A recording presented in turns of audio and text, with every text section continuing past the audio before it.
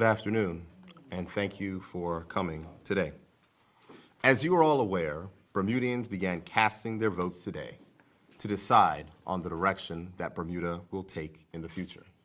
And during this election campaign, we have done our best to keep the election campaign positive and focused on the issues that affect Bermudians every day. But the fact that Bermudians are voting and have not been able to see the leaders of the two parties in this country sit down to a live debate on what our plans for their future is inexcusable. And in our view, Bermudians deserve better. And it's strange that the Premier, instead of having the courage to debate these issues in front of the people, it seems as though if he is comfortable having his party and his campaign team, which is led by Minister Michael Fay, send out press release after press release filled with lies and half-truths that do not in any way, shape, or form advance the discussion about what Bermuda's future will entail. Using scare tactics against our citizens is shameful. It is disgraceful, and it is beneath the office of which Michael Dunkley seeks to be reelected to. Putting this information online, paying for it during numerous media, does nothing to advance the debate, does nothing to ensure that the people of this country actually understand the difference and the choice that is facing them. It does not. What I would say is if Michael Dunkley, the Premier of this country, has the concern of which he states that he has for the people of Bermuda, he would stop this campaign, what I would call a spineless campaign, in the shadows, and come out of hiding and actually commit to a debate. There is still time for the people of this country to hear from their leaders. I think that they want more than the back and forth of which they're getting. Instead of press conferences on a daily basis from the One Bermuda Alliance and the Progressive Labor Party, I think that they want us to hear, unfiltered, what it is that we feel. Now, our platform is clear. Our platform is one that calls for better government in the future. Better government means that a vote for the Progressive Labor Party means that in the future, we will not have to have press conferences begging for the people of this country to actually see the two leaders debate. Inside of our platform, it states that major issues will be discussed in public forums and are not just limited to prepared speeches in Parliament. Our public discourse does not do enough to enlighten voters about the issues, and government must do better. This will also include debates before general elections. This is something I believe the people of this country want. I know that all the members of the media organizations who are standing in front of me today, whether it be Burr News, Bermuda Broadcasting, Think Media, and also the Royal Gazette, have asked for a debate between the two leaders of the country. And I think that it is an offense to our electorate that all of these organizations have asked, and we cannot come to a point in time where we can have this type of debate. So what I would say is that instead of spending his time having these very simple scare tactics, the Premier should come out of being scared, sit down, let's go man to man, and let's debate these issues so the people of this country can make a choice on July 18th with the full information of what both parties will do for their future. Thank you, members. I'm happy to take any questions that you may have. Mr. Bell. Okay, I mean, now that polling is open, is it appropriate to hold that kind of debate? As you are aware, Mr. Bell, we had sent a communication to the Premier a while back that we wanted to have a debate yesterday before polls were open. This is advanced polling. I would only expect that probably about 2% of the votes may be cast during the advanced poll. I don't have the number, but the majority of the votes that are going to be cast on Election Day. And Election Day is 7 days away. So in my view, there still is time. As you would know, your media organization has asked for a debate, as has others. And it would be just wonderful, I think, if we could actually get that done. As I've said on numerous occasions, that I am willing to meet the Premier at any place, at any time, for a debate on the future of this country, because I believe that the people of this country want and deserve it. One of the criticisms by, I believe it was Ms. Woolridge, that PLP wasted time by sending their response by mail as opposed to email. Can you speak to that? I can't speak to that. I think when I heard that, I called to check, but the fact is that there was still time to organize a debate, and there still is time to organize a debate. What I would say is that being involved in the 2012 election campaign for the Progressive Labor Party as well, it made it very clear that the One Bermuda Alliance was not interested in a debate, and their approach has been the same this year. And that's why the day that the election was called, I said that I'll be prepared to debate the Premier of this country at any time, at any place. And we've proceeded upon that basis. And sadly, it seems as though if we're getting to the place where this may not happen again. But it makes sense, because One Bermuda Alliance is funded, has a huge war chest of donations that have come to them, and they do not want to be challenged on their facts in a simple, open, and level playing field.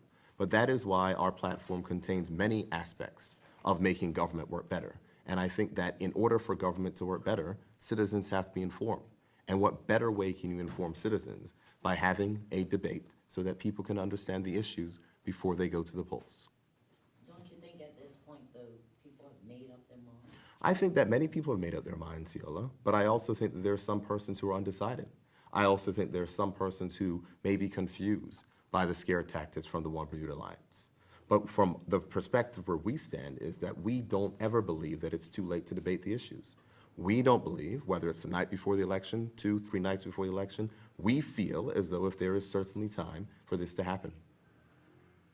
On the tactics that are being used by the One Bermuda Alliance, the advertisements and such, for the post-elections, and the PLP is also engaging in the same thing. We have the criticisms, the cartoons and so on, the memes being made of Michael Fay, the So Long Bye Bye song that's been put up. Is the party putting that up, or is it its supporters? And do you condone it? Here's what I would say, Gary. I would say that during an election campaign, many people will do many things, but I think if you want to see where the view and the vision of the parties are, you look at what comes out officially from the view and the vision of the party. What has come out from the Progressive Labor Party is a very positive vision for the future of this country, which is incredibly detailed, which speaks to the plans for the future. What you've also seen come out from us, the latest ad of which we released, spoke to the fact that immigration is completely missing from the One Bermuda Alliance's platform. Now, this is a party which 2 years ago, or in 2016, the day after MP Diallo Roubaix became an MP, announced pathways to status. That is the reason why our candidate got involved in politics, because of that, candidate Crystal Caesar, because of that issue. I find it amazing that there is not a single mention of immigration inside of the One Bermuda Alliance's platform, and this is not a conversation, discussion that we're having. This is a government that completely went against any pre-election promise that they had. They said that they will not grant status to permanent residents, and they went ahead and put forward a proposal. Their platform right now, silent on the issue of immigration. So our last ad that came out officially from us made it clear that it is our opinion that if the One Bermuda Alliance is reelected, that Michael Fay will push through pathways to status again like he tried to before. And this time, he may be successful. We're focused on the issues that matter. We want to make sure that we are clear as the choice that Bermudians are facing. How are you so sure that Michael Fay is the campaign strategist? As I've said on numerous occasions in this place, Bermuda is a very small place, and a lot of people talk insofar as what goes on in both camps. And just like I think that the people in the One Bermuda Alliance are aware who's doing the stuff for our campaign, we're aware who's doing the stuff for their campaign. I put that to the Premier, he denied it. Okay, well, I mean, the Premier denied many things. The Premier, how many times have we seen the Premier deny things that we end up knowing that are true? So he may want to say that, but that's probably because the reason that, he knows of the public's view towards Michael Fay, and he understands that. But it is inexcusable that the signature item that Michael Fay was known for in this country, that of immigration reform and pathways to status, is missing from their platform entirely, and he is missing from their campaign. Did the Premier deny that he would be a part of the government if we came back in, if the One Bermuda Alliance was reelected? One would seem that he would be on their ticket. Can you be more specific about the what you call scare tactics from the OBA? Absolutely, absolutely, I can certainly be there. I would say that the endless campaign which is being run regarding the seniors and the fact that, oh, if the PLP gets into office, all of your pension money is going to be gone is complete nonsense. Our pension funds are managed by the Public Funds Investment Committee. They have been managed in a way that is always prudent, and they will be continued to be managed in a way that is always prudent. And for the government, especially Bob Richards, who likes to, I guess I would say, lecture me in Parliament that he's been doing finance longer than I've been alive, to come up with this thing that says, oh, all your money is going to disappear if the Progressive Labour Party gets reelected, is beneath his office.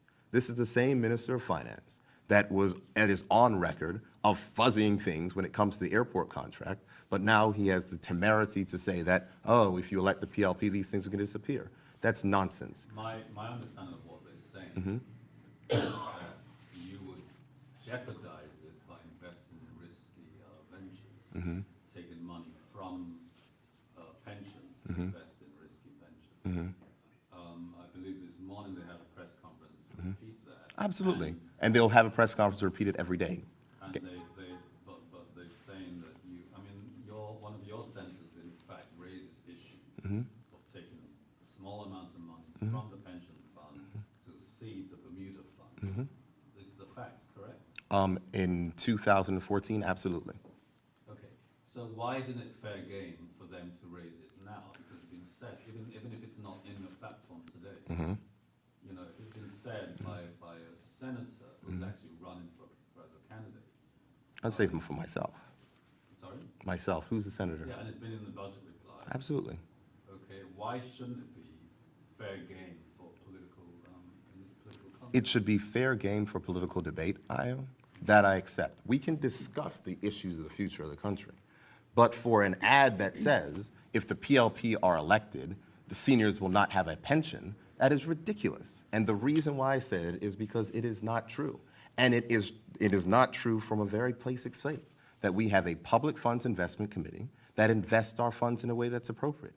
But if you look inside of our platform, and I think that that's the most key point, we talk about an economic development fund that is called Bermuda Fund, and we state that it is going to be used to grow our economy. We do not state that it's going to be funded by pension fund assets. And I can answer that question, Gary. I can answer that question, Io.